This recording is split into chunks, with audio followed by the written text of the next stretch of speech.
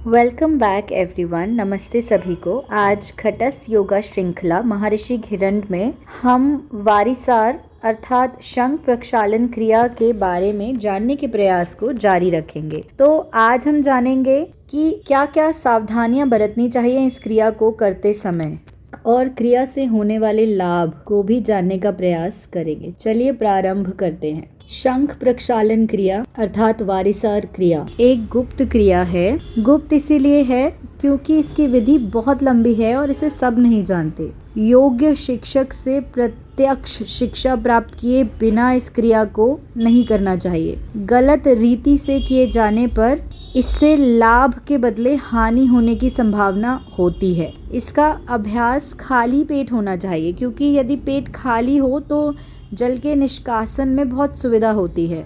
यदि पेट भरा हो और पाचन प्रक्रिया शुरू हो गई हो तो जल का निष्कासन ठीक से नहीं होगा, बल्कि इससे हानि की भी संभावना है। इसीलिए खाली पेट रहना आवश्यक है। और अभ्यास के बाद 3 घंटे तक नहाना वर्जित है। शरीर के तापमान को पुनः सामान्य बनाना आवश्यक है।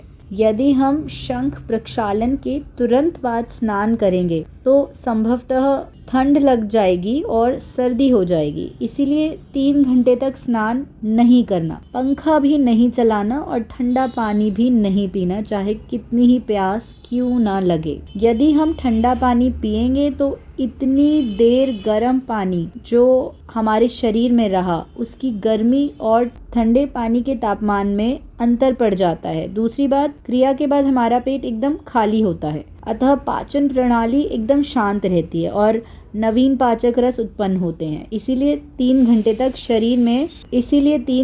शरीर में पानी की मात्रा नहीं लेनी चाहिए। यदि अभ्यास के समय बहुत ठंड पड़ रही हो तो अभ्यास के बाद शरीर के आंतरिक तापमान को बनाए रखने के लिए कंबल ओढ़ सकते हैं, किंतु तपती धूप में या आग के पास नहीं बैठना चाहिए और शारीरिक व्यायाम भी नहीं करना चाहिए। उच्च रक्तचाप, चक्कर आना, मिर्गी, हृदय रोग, ड्यूडेनल अल्सर, हर्निया या खूनी बवासीर से पीड़ित व्यक्तियों को इसका अभ्यास नहीं करना चाहिए। 15 साल की अवस्था के बाद और जब तक शरीर स्वस्थ रहे तब तक इसका अभ्यास किया जा सकता है। इसके लिए कोई ऊपरी आयु सीमा नहीं है, लेकिन शारीरिक सामर्थ्य को देखना आवश्यक है। चलिए इसके लाभ जानते हैं। यह देह को निर्मल करती है, लेकिन एक चीज इसमें कही गई है कि साधयेत तत् प्रयत्नेन, अर्थात प्रयत्न पूर्वक अभ्यास के द्वारा इस क्रिया को साध सकते हैं। यह शुद्धिकरण की सर्वश्रेष्ठ क्रिया है। देह को मल से शुद्ध किया जाता है, विकारों से शुद्ध किया जाता है। देव देह का अर्थ होता है व्यक्ति देवता के समान दिव्य, कांतिमान, ओजस्वी और हल्का शरीर प्राप्त करता है।